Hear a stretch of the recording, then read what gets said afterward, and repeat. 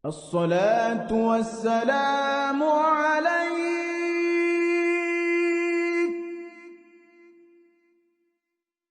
يا إمام المجاهدين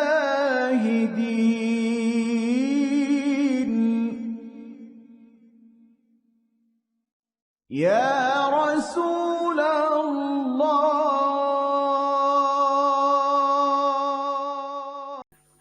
Pagi hari ini kita akan melanjutkan kajian kita Haqqul Mayyit 'alal Ahya. Hak mayit atas orang-orang yang hidup. Hak mayit atas orang hidup. Pada pembahasan sebelumnya kita sudah menjelaskan tentang beberapa hak mayit sebelum rohnya dicabut. Sekarang kita akan membahas yang berikutnya, yaitu hak mayit setelah kematiannya. Kalau tadi sebelumnya, hak mayit setelah ia meninggal. Yang pertama, ayyukmidu ainaihi, dipejamkan matanya. Sudah meninggal, matanya terbuka, maka kewajiban kita adalah memejamkan matanya. Dalam sebuah hadis yang dikeluarkan oleh Imam Muslim bahwa Ummu Salamah berkata, Rasulullah SAW masuk menemui Abu Salamah dan mata Abu Salamah terbuka. Kemudian Rasulullah SAW memejamkannya. Kemudian beliau bersabda, Innar ruha idza qubida tabi'ahul basar. Roh itu kalau sudah keluar dari jasad, maka pandangan mata mengikutinya. Itu sebabnya kenapa ketika orang meninggal itu matanya terbuka. Karena itu sebabnya. Apabila sudah dicabut, diikuti oleh pandangan mata. Kewajiban kita menutup dan tidak boleh takut. Kemudian yang kedua, di antara kewajiban kita pada saudara kita yang telah meninggal adalah ditutup dengan pakaian yang menutupi seluruh anggota badannya. Mulai dari kaki sampai kepala, nggak boleh ada yang terbuka. Ditutup. Kemudian yang ketiga, segera mengurus mayit setelah jelas kematiannya untuk diurus ya kematiannya. Kalau sudah jelas bahwa dia sudah meninggal. Karena Nabi yang mulia sallallahu alaihi wasallam memerintahkan dikafani, dimandikan dan seterusnya. Dimandikan, dikafani. Sebagaimana Nabi sallallahu alaihi wasallam bersabda, asri'u bil janazah. Segerakan mengurus jenazah.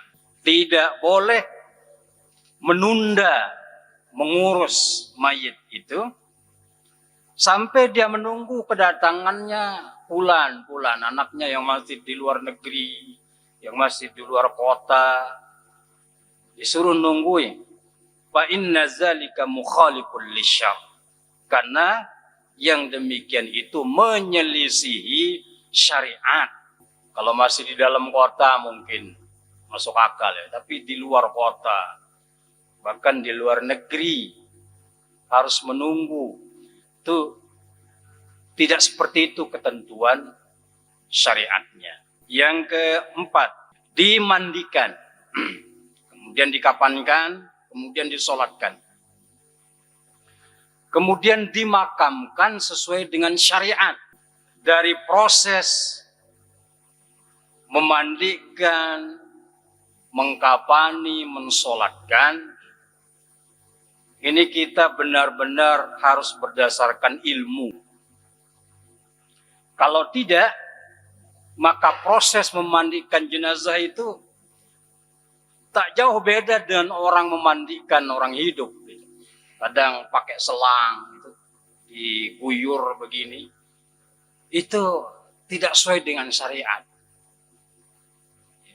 Selang ngocor kemudian nggak ada rasa apa? Kasih sayang. Nah, di sini kita harus menunjukkan rasa kasih sayang kita yang terakhir kepada orang yang meninggal dunia itu dengan diperlakukan secara lemah lembut, digosok, kemudian air dituangkan dengan baik gitu, bukan dengan selang kayak orang nyiram bunga gitu.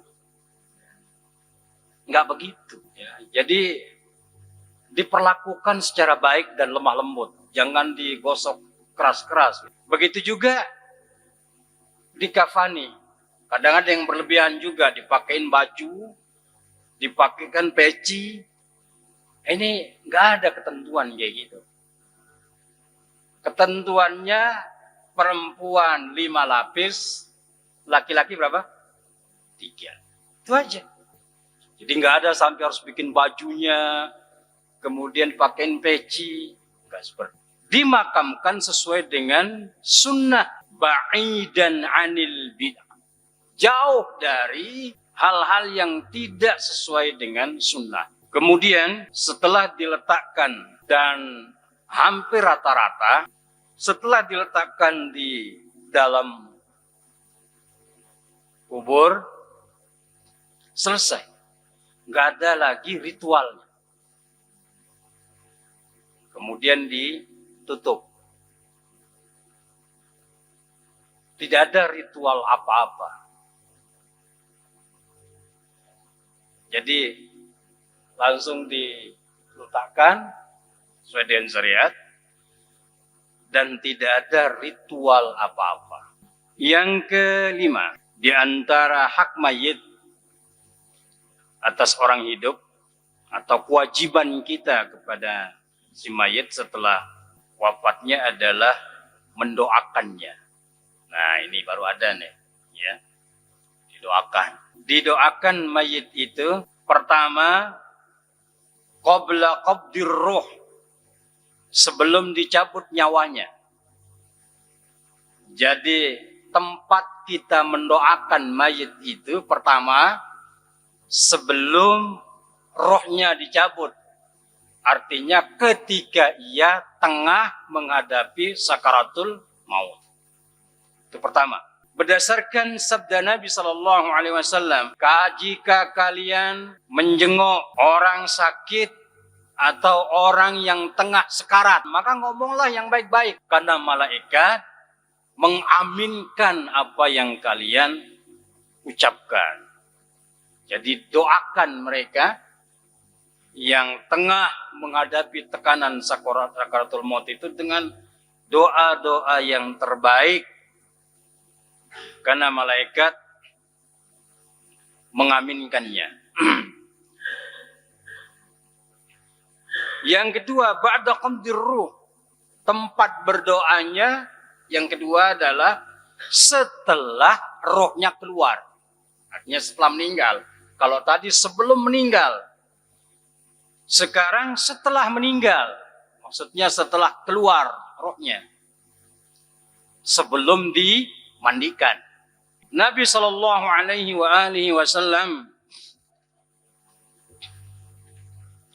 ketika beliau masuk ke rumah Abu Salamah yang meninggal dunia, maka beliau SAW berdoa, Allahumma gfir li Abi Salamah, ya Allah ampuni dosa Abu Salamah.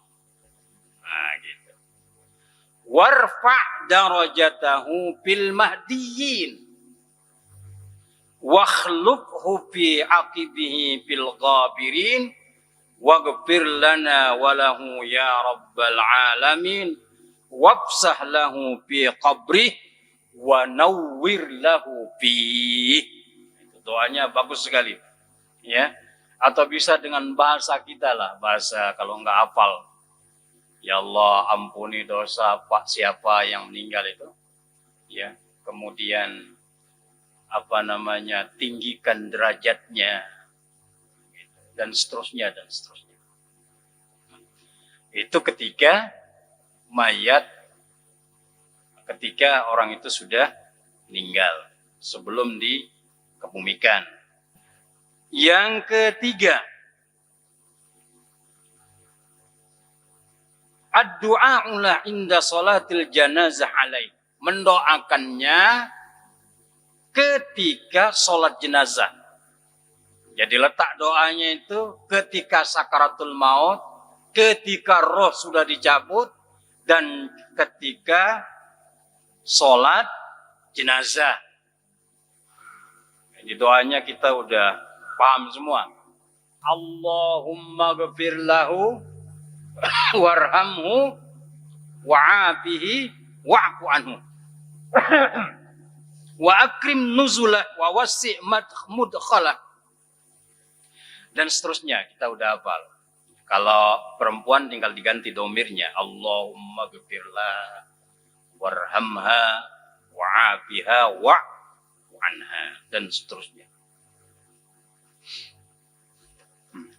Itu tempat yang paling krusial bagi orang yang meninggal dunia. Oleh karena itu dibutuhkan keikhlasan dan kekhusyuan kita di dalam berdoa. Nah, tentu ini akan menjadi sesuatu yang baik bagi yang meninggal manakala dia memiliki teman-teman yang baik. Ya, maka teman-teman yang paham tentang persoalan ini maka akan didoakannya. Yang keempat, berdoa ba'da dafni.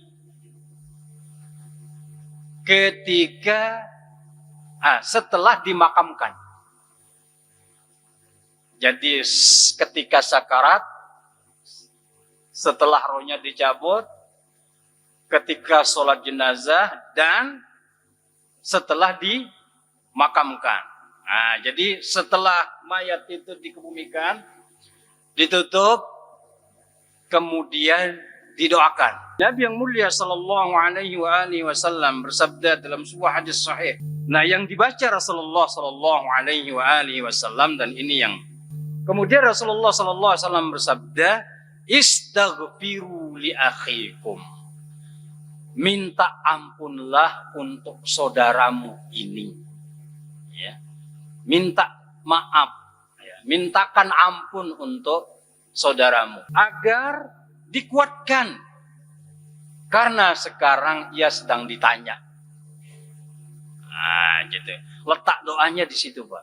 Ketika habis dimakamkan, kita menghadap kiblat, kita mintakan ampun untuk saudara kita yang baru saja kita kebumikan, supaya Allah beri kekuatan. Sebab apa? Fa innahul ana yus'al. Sebab sekarang dia sedang ditanya oleh siapa? Oleh malaikat. Nah, menunjukkan adanya pertanyaan di dalam kubur para jamaah sekalian. Yang berikutnya, yang keempat, inda ziyaratil kubur. Tempat kita mendoakan saudara kita yang meninggal ketika ziarah kubur. Nah, ini perlu kita pertegas, perempuan tidak boleh ikut ke kuburan memakamkan, nggak boleh. Tapi boleh nanti ziarah kubur. Ini bedanya. Ketika memakamkan tidak boleh, hatta itu istrinya, anak perempuannya. Dia baru boleh ketika nanti ziarah kubur. Bacaannya ketika kita masuk kubur itu, Pak. Ya. Assalamu ala ahdiyar, gitu kan? Minal mu'minina wal muslimin wa yarhamullahul mustaqdimina minna wal mustakhirin wa inna insyaallahu bikum lahikun. Kita masuk ke kuburan. Kemudian di antara hak kita, di antara kewajiban kita kepada saudara kita yang sudah meninggal adalah segera menunaikan hutangnya. Ini bagi ahli waris nih, ya. Bagi ahli waris maupun yang bukan ahli waris. Di mana sahabat yang mulia ini saudaranya meninggal dan meninggalkan 300 dirham. 300 dirham. Meninggal dan dia punya harta yang dia tinggalkan sebanyak 300 dirham. Ia juga meninggalkan keluarga. Ada anaknya, ada istrinya. Maka sahabat yang mulia ini berkata, saya ingin uangnya yang 300 dirham itu saya impakkan kepada atau untuk keluarga yang ia tinggalkan. Nah, itu keinginannya. Kemudian sahabat yang mulia ini berkata, maka Nabi SAW berkata kepadaku, katanya, inna akhaka mahbusun bidainihi. Subhanallah. Ya, sesungguhnya saudara Anda ini tertahan karena hutangnya. Tadi peninggalannya yang 300 dirham itu mau dia berikan kepada keluarga yang dia tinggalkan. Tetapi langsung Nabi Sallallahu Alaihi Wasallam bersabda, Inna akhaka mahbusun bidainihi. Saudaramu ini tertahan karena hutangnya.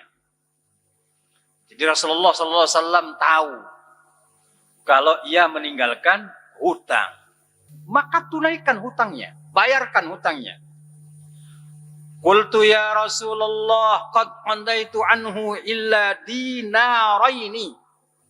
Ya Rasulullah, saya sudah melunasi hutangnya, tinggal kecuali 2 dinar.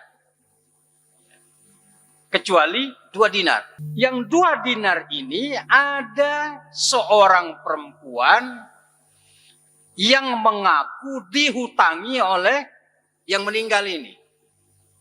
Yang meninggal ini punya hutang kepada perempuan tadi 2 dinar. Gitu. Maka Nabi SAW bersabda, a'tiha fa innaha muhiqqah. Berikan dia, ya, karena dia berhak. Perhatian Nabi yang sangat luar biasa kepada yang namanya hutang itu berat. Gitu. Berat. Perhatikan sabda Nabi, Inna akhaka mamsusun bidaini. Saudara kalian tergadai karena hutangnya. Tertahan karena hutangnya. Kemudian Nabi SAW bersabda, la'alla ala sahibikum dainan. Apakah saudaramu ini, ya, punya hutang enggak? Gitu. Qalu na'am dinarani. Sahabat mengatakan, iya, dia punya 2 dinar hutangnya. Gitu. Maka Nabi SAW bersabda, sallu ala sahibukum. Kalau begitu kalian solatkan dia. Nabi nggak mau nyolatin. Tapi Nabi menyuruh sahabat menyolatkan. Beliau nggak mau. Maka sahabat yang mulia Abu Qatadah berkata, ya Rasulullah huma alayya. Wahai Rasulullah, saya yang akan menanggung hutangnya. Menunjukkan bahwa tidak mesti ahli waris. Boleh orang lain, temannya atau siapa. Baru setelah itu, faja'ala Rasulullah SAW yaqul. Setelah itu Rasulullah SAW mensolatkan. Kemudian Rasulullah SAW bertemu dengan Abu Qatadah. Maka Rasulullah SAW bersabda, hiya alaika wa fi malika wal mayit minhuma. Perhatian Nabi yang sangat luar biasa sampai sudah disolatkan. Kemudian Rasulullah bertemu lagi dengan sahabat yang menjamin hutangnya itu. Kemudian beliau berkata seperti itu, mengingatkan betapa yang namanya hutang itu sangat berbahaya para jamaah sekalian. Kemudian yang berikutnya, di antara hak mayit ala auladihi ba'da mautih. atas anaknya, ini sekarang anaknya. Setelah meninggalnya, pertama menunaikan puasa nazarnya. Berdasarkan hadis, barang siapa yang meninggal dan dia memiliki kewajiban puasa, maka dipuasakan oleh walinya. Di sini nggak ada rinciannya, tapi ulama merinci. Yang kedua, orang yang sakit kemudian ada harapan sembuh. Sakitnya di bulan Ramadan. Ramadan berakhir, sembuh dia. Mestinya kan qadha. Tapi ada uzur lagi dia. Dia harus sabar atau sakitnya kambuh. Nah gitu. Sakitnya kambuh lagi. Kemudian meninggal. Maka dia tidak dihukumi punya hutang. Dalilnya mana? Surah Al-Baqarah ayat 185. Maka boleh dia tidak puasa, tapi ganti nanti. Nah, ketika tiba waktu dia mengganti, ajal menjemput dia. Maka orang itu tidak dihukumi punya hutang. Tidak wajib qadha, tidak pula wajib fidyah. Yang ketiga, orang yang sakit, yang ada harapan sembuh. Artinya sakit kemudian sembuh. Tapi dia menunda mengqadha puasanya tanpa uzur. Kalau tadi ada uzurnya. Dia sudah sembuh, tapi dia harus sabar. Atau sakitnya kumat lagi. Gitu. Kalau yang ketiga ini sudah sembuh, sudah bisa mengqadha, tapi dia melalaikan tanpa uzur, kemudian meninggal. Nah, inilah dia ini yang harus dibayar oleh anaknya. Caranya bagaimana? Dipuasakan. Berapa puasa yang ditinggalkan? 10. Ya udah, anaknya puasa 10 hari. Kalau punya anak 10 ya berarti satu orang. Satu orang masing-masing ya apa jadinya? Jadi sehari puasanya, 10 anak itu puasa sehari. Gitu. Dia nggak bayar fidyah, tapi hutang puasanya dipuasakan oleh ahli warisnya. Dan itu pun berlaku bagi puasa nazar. Umpamanya orang tuanya bernazar untuk berpuasa 2 hari atau 3 hari. Kemudian meninggal, maka ahli warisnya, terutama anaknya, mempuasakannya. Nah, begitu para jamaah sekalian. Kata Sa'ad bin Ubadah, ibu saya meninggal dan ia punya nazar. Gitu. Dia punya nazar. Faqala iqdihi anha. Maka Nabi bersabda, tunaikan nazarnya. Nah, nazarnya apa umpamanya? Puasa. Maka ahli warisnya wajib menunaikan nazarnya. Adapun apabila si mayit punya utang puasa Ramadan, maka wajib bagi anak-anaknya membayar fidyah setiap hari, memberi makan orang miskin dengan ketentuan yang tadi itu, yang sudah saya jelaskan tadi. Kemudian yang kedua adalah bersungguh-sungguh si anak tadi itu di dalam beramal soleh. Karena sesungguhnya orang tuanya, gitu ya, orang tua si akan mendapatkan pahala seperti pahala anaknya. Kalau anaknya sholat berjamaah subuh ini, si anak tadi mendapat pahala sholat berjamaah, bapaknya yang sudah meninggal juga mendapatkan pahala. Jadi pahala anak yang sholat berjamaah itu tidak dikurangi, bapaknya juga mendapatkan pahala. Jadi luar biasa para jamaah sekalian. Jadi anak masih bisa berbakti kepada kedua orang tuanya, walaupun orang tuanya sudah meninggal dunia dengan cara ini. Kalau anak tadi baca Quran, anak yang membaca Quran dapat pahala, orang tuanya yang sudah meninggal dunia juga dapat pahala. Kalau anak tadi bersedekah, maka orang tuanya yang sudah meninggal dunia juga dapat pahala dari sedekahnya. Kemudian dalam surah An-Najm ayat 39, seseorang tidak akan mendapatkan apa-apa kecuali dari hasil jerih payahnya sendiri. Kemudian Rasulullah bersabda, sesungguhnya sebaik-baik apa yang dimakan oleh seseorang adalah dari hasil usahanya sendiri. Wa inna waladahu min kasbih. Dan sesungguhnya anak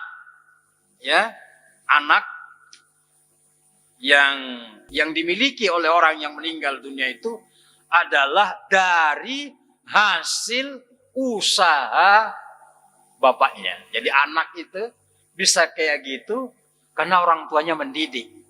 Maka perbuatan baik anak mengalir kepada kedua orang tuanya.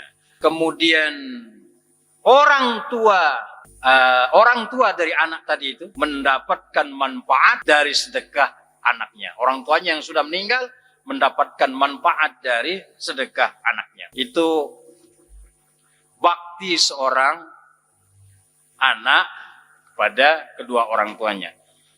Terakhir, dari Ibnu Abbas, anna Sa'd bin Ubadah tuwfiyat ummuh. Bahwasanya Sa'ad bin Ubadah ibunya meninggal. Wa huwa ghaibun anha, dan dia tidak ada di situ waktu ibunya meninggal. Faqala ya Rasulullah inna ummi tuwfiyat. Maka ia berkata, wahai Rasulullah, ibuku meninggal. Wa ana ghaibun anha. Dan saya tidak berada di sana ketika ibu saya meninggal. Apakah ada manfaat bagi ibu saya kalau saya bersedekah atas namanya? Kata Nabi, qala na'am, ada. Qala, maka Sa'ad bin Ubadah berkata, fa inni ushiduka. Ini boleh ditiru nih. Kalau yang kaya nih. Ya. Ibu saya meninggal, saya nggak ada di sampingnya. Kalau saya bersedekah atas namanya ya Rasulullah, ada nggak manfaatnya untuk ibu saya? Ada. Maka lihat perkataannya. Karena ingin berbakti kepada ibunya, Sa'ad bin Ubadah berkata, fa inni ushiduka. Aku ingin menjadikan engkau ya Rasulullah sebagai saksi annaha idil mihrab shadaqatun alaiha. Kebun saya yang tengah berbuah itu akan saya sedekahkan atas nama ibu. Nah, itu cara berbakti kepada orang tua kita yang sudah meninggal dunia. Wallahu a'lam.